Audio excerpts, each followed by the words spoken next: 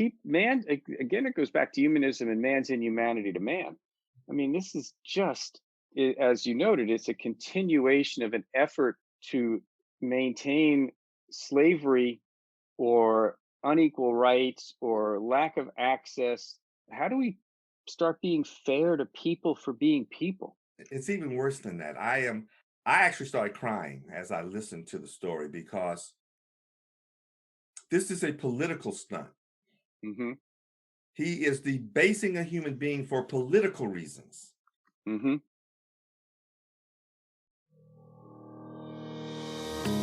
Welcome to Peter and Phil's Courageous Conversations, a podcast addressing race relations and social issues in hopes that you'll be inspired to do the same. Now, let's begin our conversation with your hosts, Dr. Peter Weinstein and Dr. Philip Nelson.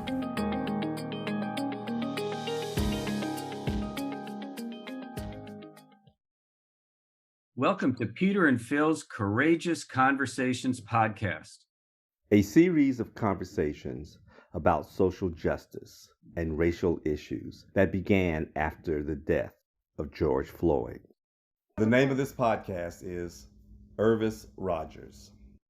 Please listen, enjoy, and share. Thank you. So, is there a topic we want to cover today, or do we want to do some organizational stuff?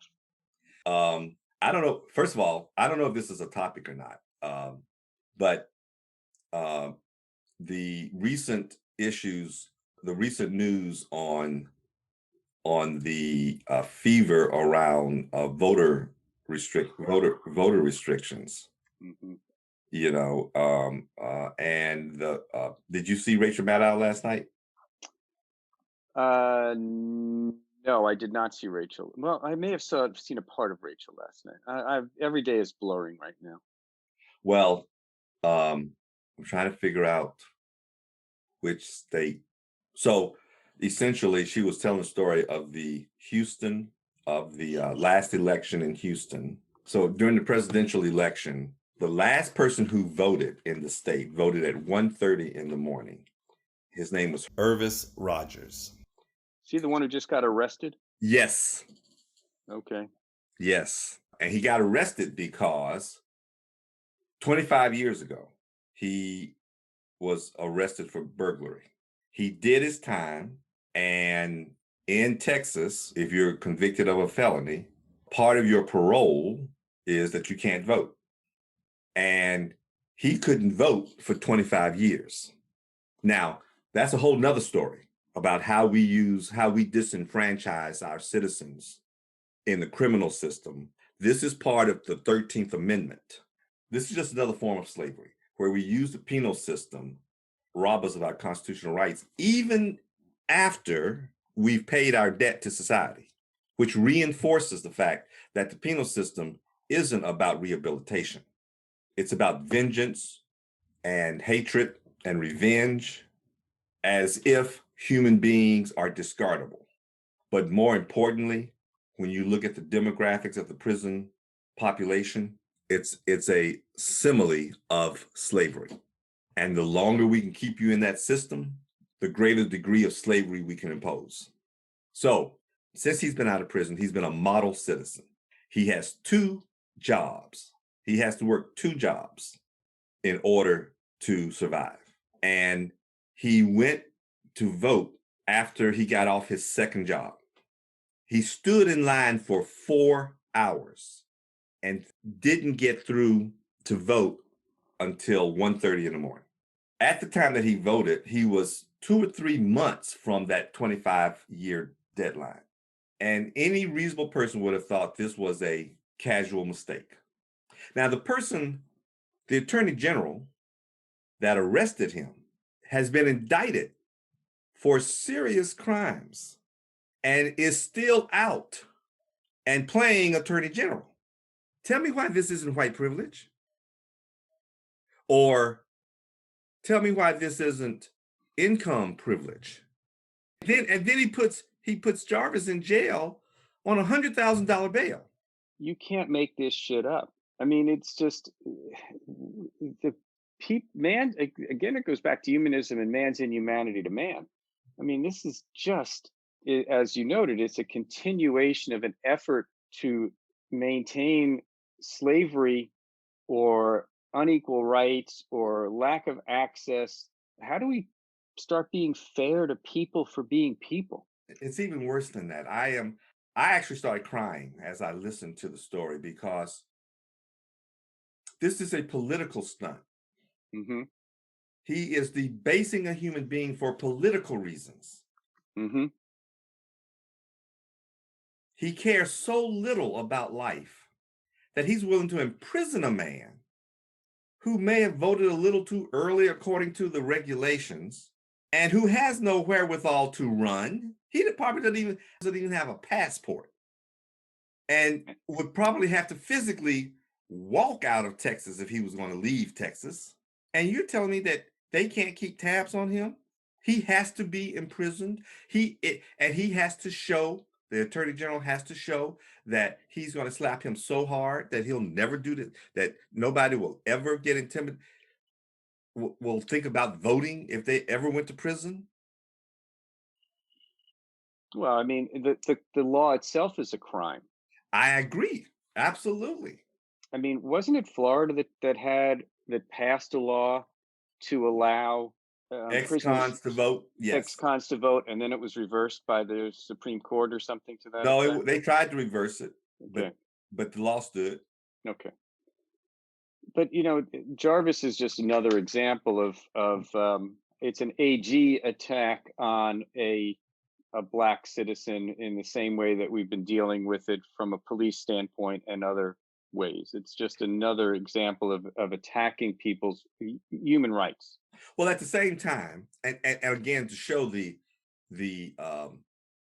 blatant discrimination here in Michigan, a man came in and voted for Trump. Then 2 hours later, he came in with shades, signed in as his son, and voted for Trump.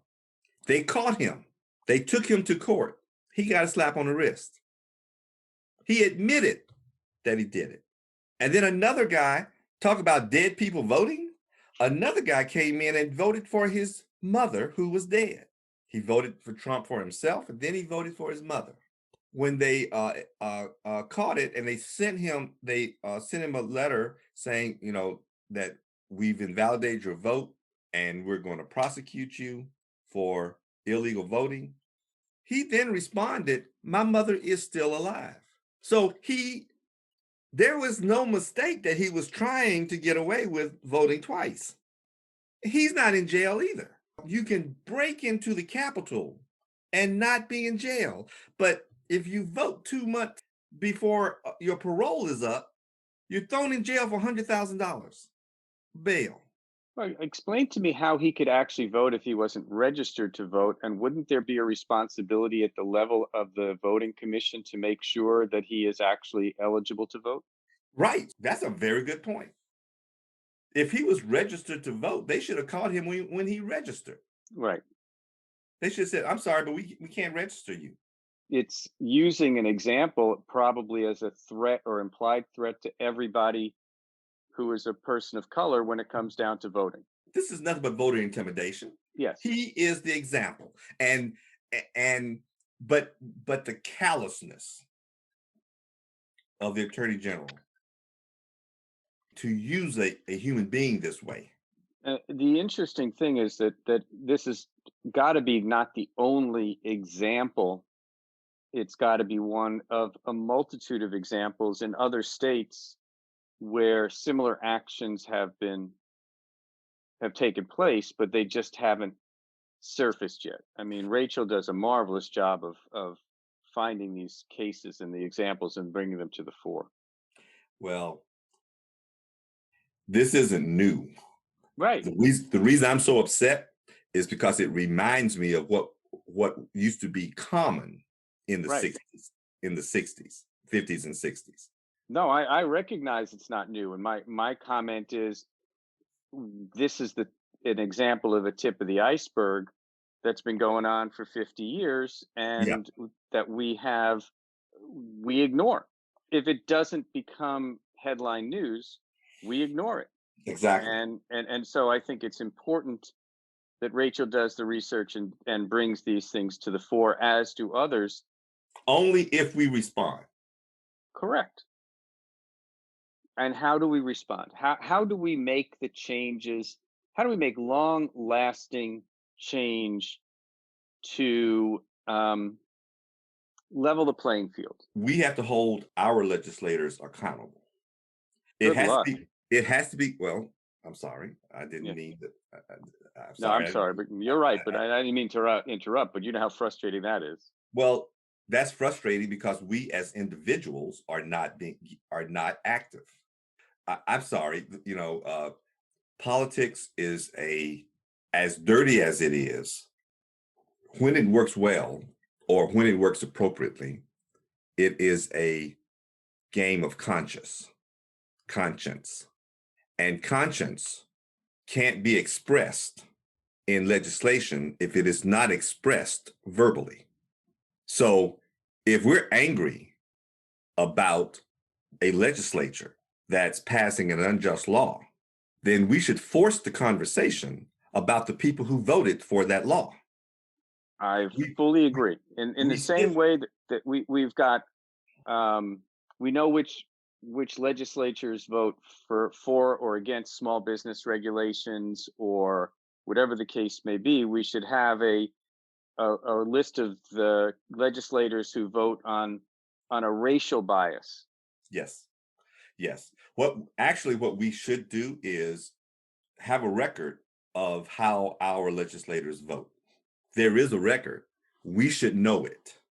And we should promote those legislators that vote according to our individual conscience. If you want voter restrictions because you truly believe there is voter fraud, then you should know who voted against the restrictions, the laws that further restricted voting, and who didn't.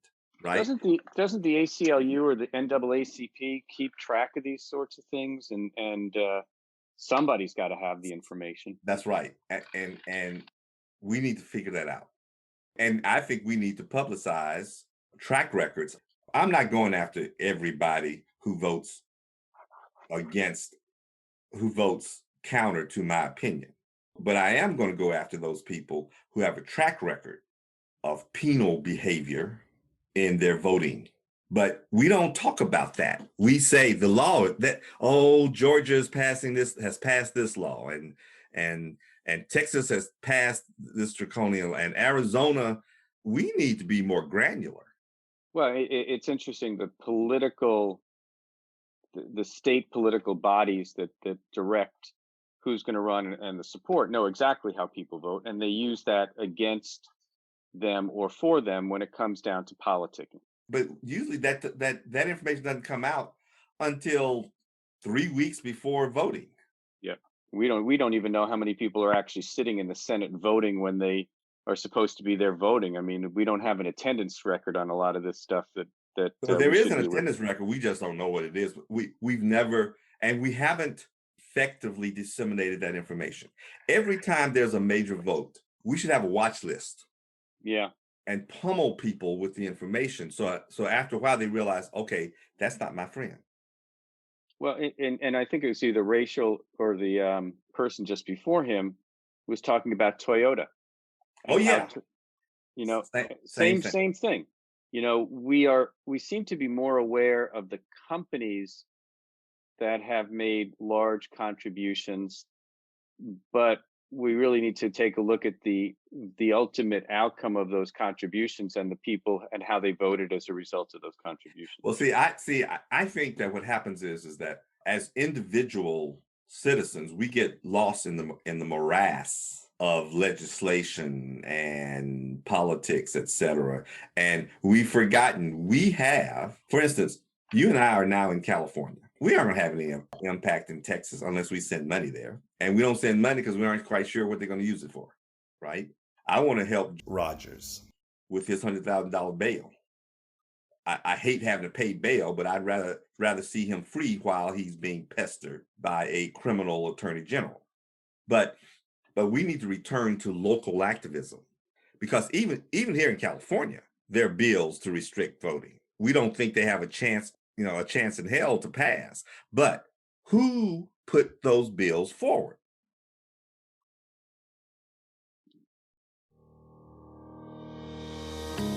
Thank you for joining us for another courageous conversation. Be sure to follow us and check back next week for more.